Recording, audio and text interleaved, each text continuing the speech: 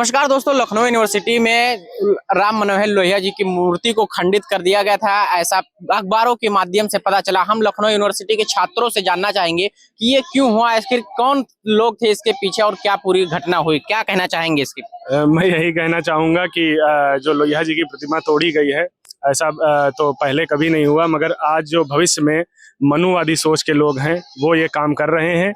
और ये जो है घटना करीबन जो है पिछले 26 की है और अभी तक कुछ नहीं हुआ है इस पे। हम लोग ने इसके लिए विरोध प्रदर्शन भी किया था, ज्ञापन भी दिया था, मगर कोई कार्रवाई नहीं हो रही है। एक 5 सदस्यीय कमेटी प्रॉक्टर साहब ने गठित की थी जो अभी तक रिपोर्ट दे रही है और रिपोर्ट सार्वजनिक कर रही है। अभी तक तो कुछ नहीं हुआ इस बारे में।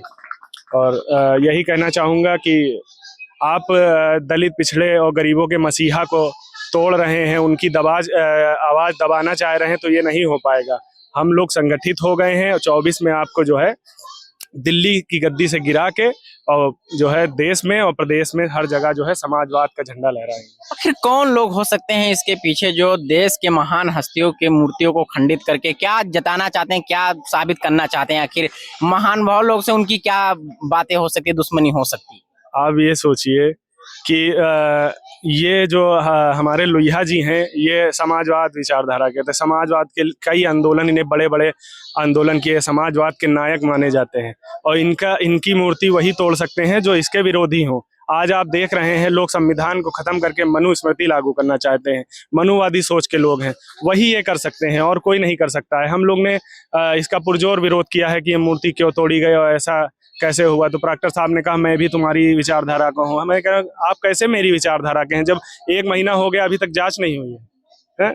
और आए दिन अखबार में निकल रहा है। मैं चाहूँगा बड़े मीडिया और बड़े पत्रकार बंधु इसको निकालें, क्योंकि आज जो है मीडिया पे, पत्रकार बंधुओं पे एकदम जो है सरकार का जो है बंदूक और पहरा है।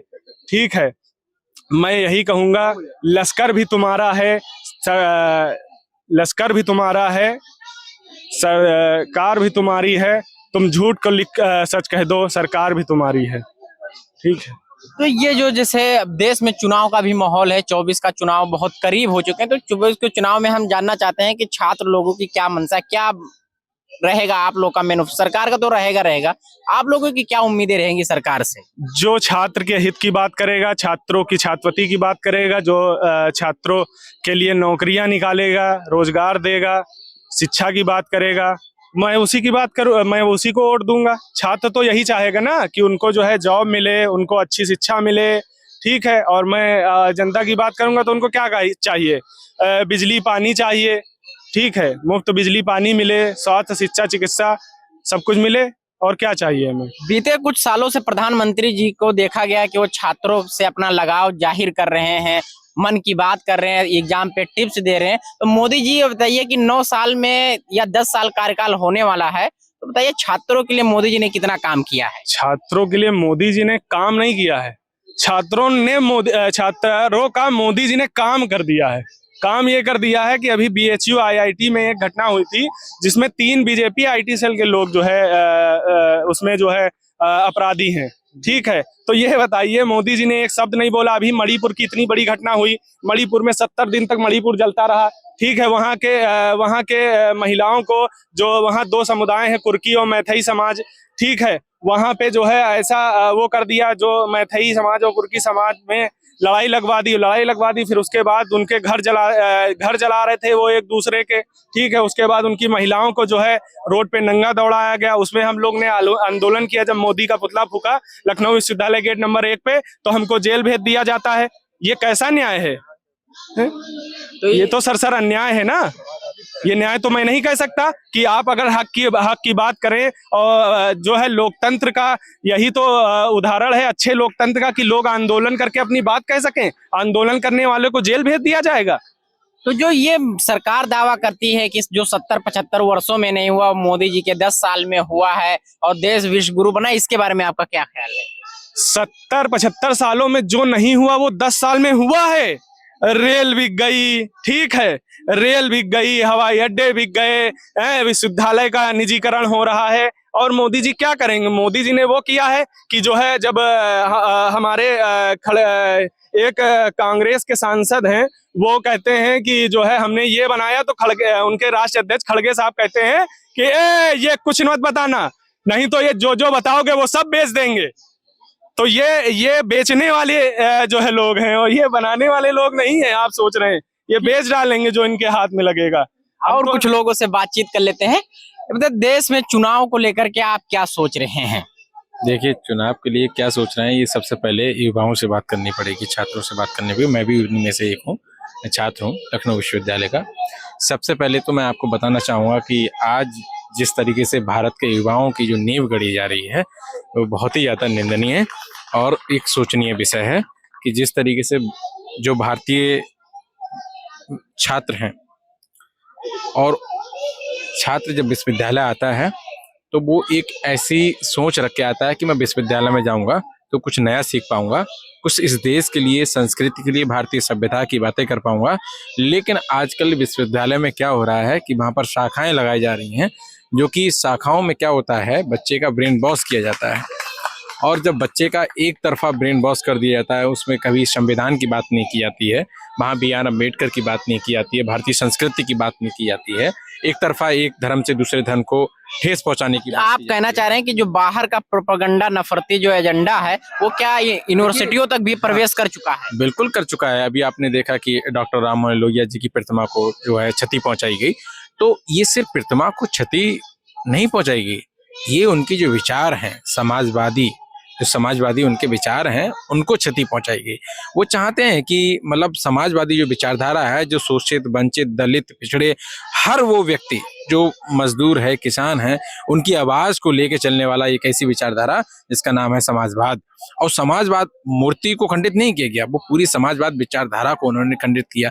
खैर, मैं यहाँ पर आपसे ये कहना चाहता हूँ, आपके माध्यम से, आपके चैनल के माध्यम से ये कहना चाहता हूँ कि क्षति पहुंचाने से कुछ नहीं होगा। वो एक ऐसी विचारधारा है जो आज भी लोगों के दिलों में वास करती है, और ऐसा मतलब हर कोई व्यक्ति जो समाजवाद को फॉलो करता है, चाहे वो कोई भी, हमारे देश के प्रधानमंत्री भी हैं, वो भाजपा से बिलोंग करते हैं, लेकिन समाजवाद के रास्ते पर चलते हैं, लेकिन समाजवाद की नीतियों को फॉलो नहीं कर रहे हैं। बस अगर मंचों पर जाएंगे, क्योंकि उनको पता है कि समाजवादी का अगर हम नाम लेंगे तो हमको वोट ज्यादा मिलेंगे। जाहिर सी बात है कि समाजवाद का रास्ता जो है वो एक ऐसा रास्ता है कि सभी को समाहित करता है, लेकिन वो समाजवाद की नीतियों को, वो डॉक्टर लोहिया की नीतियों को फॉलो नहीं करते हैं। नीतियां तो ऐसी थी कि शोषित, दलित, पिछड़े सभी को समान अधिकार मिले। आप देख लीजिए, विश्वविद्यालयों में जो है आरक्षण को बिल्कुल खत्म कर दिया गया, और लगातार जो है अभी NTA का नोटिस आता है, और जो है उसमें जो है डायरेक्ट NFS को जनरल कोटा में डाल देने की बात हो जाती है। मतलब ये समझिए कि आज जो है दलित, पिछड़ा इतना जो है डिग्रियां लेकर के, शिक्षित होकर के गली गली घूम रहा है, उसको नौकरियां नहीं मिल रही हैं। अगर कहीं वो इंटरव्यू देने जाता है तो उसको NFS कोटा बता दिया जाता है, NFS कोटा बता दिया जाता है। अभी NTA का जो UGC की गाइडलाइन आई, वो उसमें ये दिया गया कि NFS की जो सीट्स है उसको जनरल में कर दिया गया। खैर, उसको ये हुआ कि भाई इस देश में जागरूक लोग भी हैं, तो उन्होंने विरोध किया ट्विटर के माध्यम से, सोशल मीडिया के माध्यम से, तो उसको UGC ने वापस लिया। तो ये है, ये लोगों की ताकत है, ये हमारे संविधान की ताकत है। तो संविधान ने वो हमको ताकत दी है कि हम अपने अधिकारों के लिए, अपनी आवाज के लिए लड़ सकते हैं। और सबसे बड़ी भूमिका जो है इस देश को बिगाड़ने में, इस देश की संस्कृति को बिगाड़ने में, इस देश के युवाओं की जो मानसिकता है उसको खत्म करने में, वो मीडिया की। मीडिया रात दिन उसी चीज को दिखा रहा है जो लोगों में घृणा, जो कुत्सित मानसिकता पैदा करती है। मीडिया का कर्तव्य होता है वो समाज की बात को बताए, जैसे मैं आज बता रहा हूँ, आप भी इसमें से कुछ कटिंग करके डालेंगे जो कि गलत है। मेरी बात को आगे पीछे की जो मैंने बात कही उसको पूरा डालने का कर्तव्य बनता है मीडिया का, लेकिन वो कुछ कटिंग वायरल होने के, TRP के चक्कर में डाल देता है, जो कि अनैतिक है। क्योंकि मीडिया का जो धर्म है वो एक लोक धर्म है, जन धर्म है, वो जन की बात उठाता है। लेकिन आजकल आप मीडिया देख रहे हैं वो पूरा बेका हुआ है। सबसे बड़ी बात यह है कि अभी आपने देखा, आज मैं शायद कोई आर्टिकल पढ़ रहा था, तो उसमें जो है तमाम ऐसे पत्रकारों को जो है जेल में डाल दिया गया जो अपनी मुखर आवाज से इस देश के लिए जागरूक करने का काम कर रहे थे, और इस देश की बातें कर रहे थे, समाज की बातें कर रहे थे, शोषित, दलित, पिछड़ों की बातें कर रहे थे। आज उनको जेल में डाल दिया। तमाम ऐसे पत्रकार हैं जिनको मरवा भी दिया गया। तो ये बहुत निंदनीय है। सबसे बड़ी बात यह है कि इस देश में समाजवाद को लाने की जरूरत है, डॉक्टर लोहिया अम्बेडकर जी के विचारों को जन जन तक पहुंचाने की जरूरत है।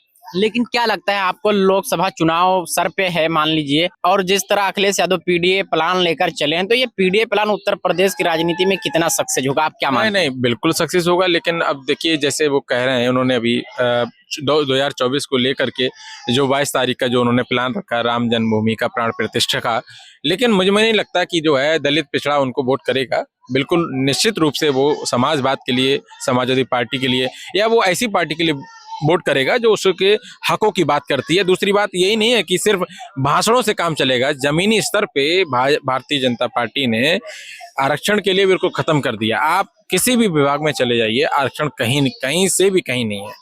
विश्वविद्यालयों में तो है ही नहीं, कोई भी एक भी बीसी नहीं है, निकाल दीजिए आप जो है एसटी ओबीसी का, एससी का, बीसी नहीं है। वाइस चांसलर कहीं केंद्रीय विद्यालय जो भी हैं 41 उनमें कहीं नहीं मिलेगा। ये राहुल गांधी जी जो कांग्रेस के नेता हैं वो लगातार इस बात के लिए जो है कह रहे हैं, अपने लगातार भाषणों में ये बात कह रहे हैं कि आज जो है दलितों के लिए, पिछड़ों के लिए मतलब जो है उनका जो रिजर्वेशन है उसको देने की बात कही है उन्होंने।